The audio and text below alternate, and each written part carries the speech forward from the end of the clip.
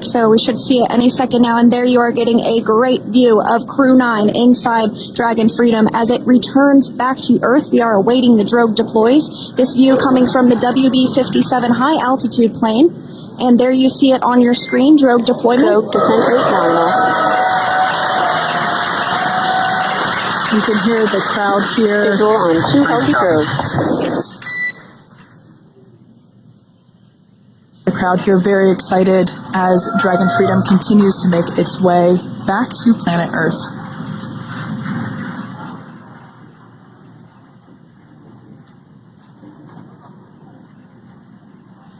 Next up, we'll stand by for the main deployment of the parachutes. The mains are quite a bit larger. You'll be able to notice the difference on your screen once they deploy, and they continue to ensure that the Dragon spacecraft slows down even further. As we mentioned, Freedom will be traveling 16 miles per hour when it splashes down off the coast of Tallahassee, Florida, here at 2:57 p.m. Pacific time this afternoon. And there we go. We have visual on 4 healthy mains. That view was from inside. Freedom copy. That view is from inside one of the buckets where the parachutes are located. So we see a great view there of the reefing on those parachutes. And as those main parachutes begin to inflate fully, 4 beautiful, healthy mains. Now awaiting visuals of Splashdown. Freedom. We'll start to hear Commander Nick Hague. Copy 1000. As we heard right there, Commander Nick Hague will be calling out the altitude of the Dragon capsule from here on out. Landing in water is simpler and provides more margin against unlikely parachute issues. You can see those parachutes continuing to slow the Dragon capsule down. And if you're just joining us, you're looking at 800 meters. a live view of Crew 9. Just minutes away from splashing down off the coast of Tallahassee, Florida. Splashdown 2 minutes from now at 2:57 p.m. Pacific. We do have 4 healthy mains really doing the job there. Just breathtaking views of a calm, glass-like ocean off the coast of Tallahassee, Florida. Crew 9 just minutes away from splashing down. This is really such an incredible shot. That Copy 600. That was a live view from our recovery vessel, Megan, which is stationed a couple miles away from the splashdown site. We can see the crew there using their restraints as resting places for their arms. They were just in space moments ago, so their arms were able to float freely. 400 meters.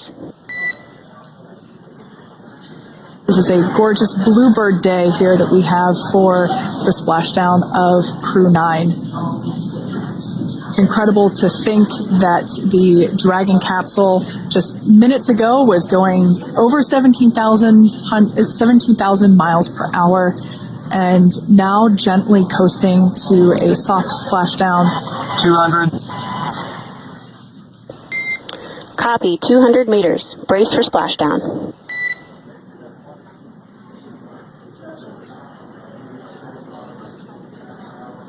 As you can see there on your screen, continuing to monitor progress of the Dragon spacecraft. And we're going to stand by for splashdown located in the Gulf of America off the coast of Tallahassee, Florida.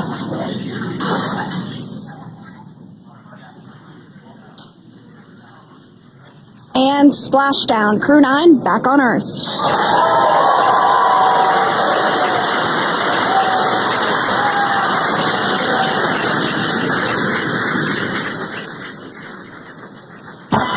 And SpaceX Freedom, splashdown. Good main release.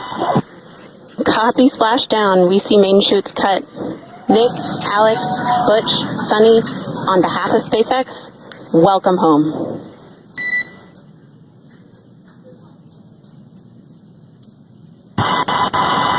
In is an amazing, what a ride.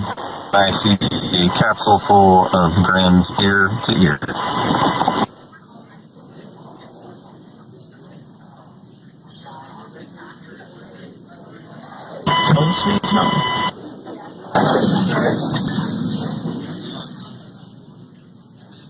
And as you can see on your screen, we have visual confirmation of splashdown. Dragon Freedom has returned home and NASA astronauts. System safety verifications are in progress. We'll report back when recovery personnel are en route.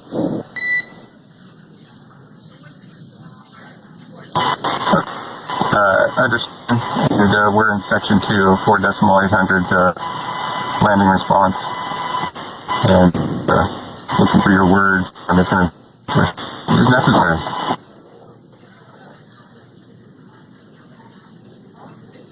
In the distance, we can see the recovery vessel making its way. Copy, you're in section 2 for the environmental assessment in 4.800. That is not necessary today. Understand. Raise advice. So we will continue to have communications between the Corps and Nick Hague, the commander of Crew Dragon Freedom, which just splashed down 2 minutes ago off the coast of Tallahassee, Florida. Dragon Freedom has returned home with NASA astronauts Nick Hague, Suni Williams, Butch Wilmore, and Roscosmos cosmonaut Aleksandr Gorbunov. They're back on Earth after approximately 17 hours of a return journey from space. The SpaceX recovery ship and team have been waiting for Dragon's splashdown, and they will now make their way to the splashdown location. The teams have been ready and waiting about 3 nautical miles away, so it's going to take them about 30 minutes or so to make their way to SpaceX Freedom. Pretty sure we're in stable 1. Copy, stable 1. We see the same.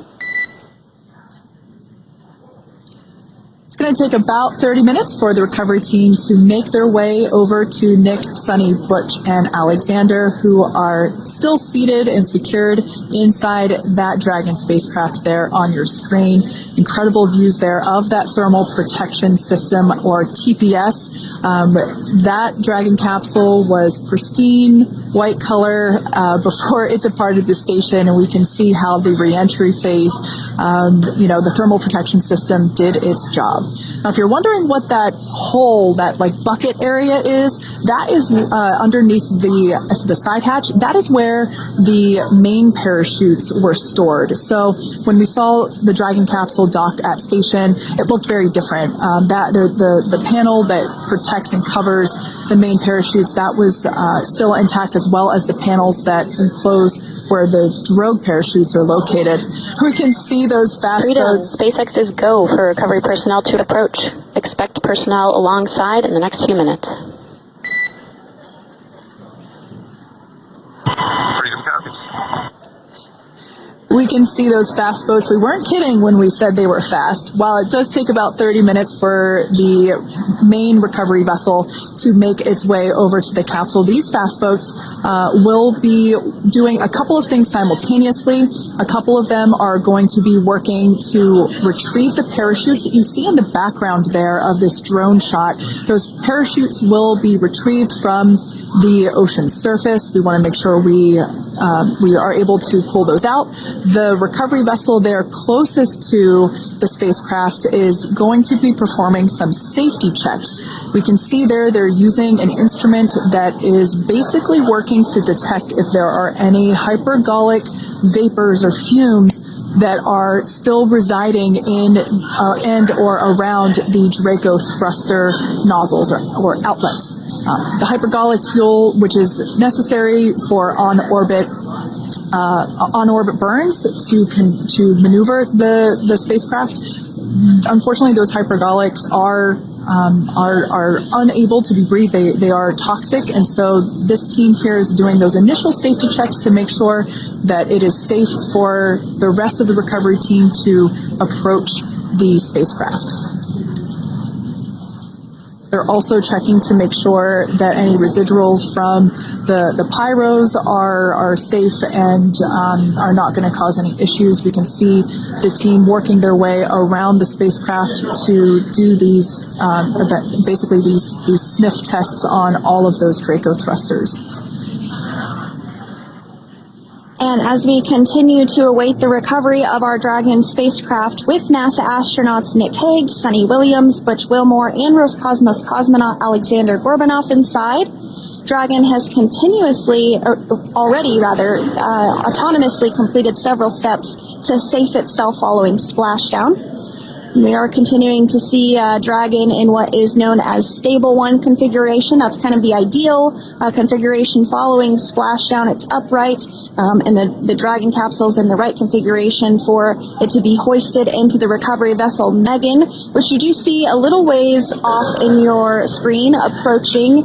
Dragon will continue to remain live on air with you through that recovery process, all the way through the point where the crew is extracted from the Dragon spacecraft. Now, if you are just joining us, the mission has gone smoothly so far. Dragon successfully splashed down off the coast of Tallahassee, Florida at 2:57 p.m. Pacific, 5:57 p.m. Eastern Time this afternoon. Approximately 17 hours prior to splashdown, Dragon autonomously undocked from the International Space Station, completed a series of departure burns, jettisoned its trunk section, and performed its final burn, the deorbit burn. This placed the Dragon spacecraft on a trajectory toward Tallahassee, Florida. Dragon successfully re-entered the Earth's atmosphere, followed by deployment of its parachutes to slow the spacecraft down to a gentle splashdown. We're now going to follow the Freedom. Hypergol sweeps and unfired ordnance checks are nominal. Rigging is in progress. Approximately 25 minutes until capsule lift. Stand by for PMC with SpaceX flight surgeon.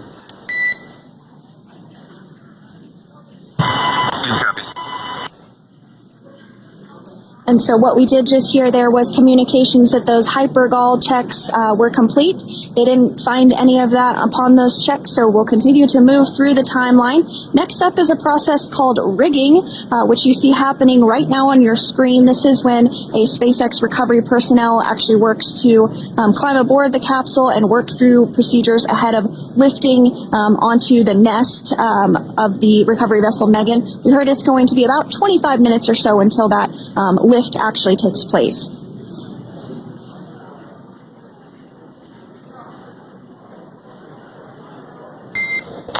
Okay, Freedom, the next call will be from the SpaceX flight surgeon on Dragon to Ground Private. Understand. Thank you. callouts there indicating that the crew will have the opportunity to do a quick check-in with the SpaceX flight surgeon. This is standard procedure for every Dragon spacecraft when it returns to Earth. It's just an initial check-in, make sure everybody is doing okay. They will also have another check-in with the flight surgeon once they are on board that recovery vessel that you see there in the background. We can now see that SpaceX recovery team member they're on top of the Dragon spacecraft. They are going to be working to install plugs in the Draco thrusters to ensure that none of those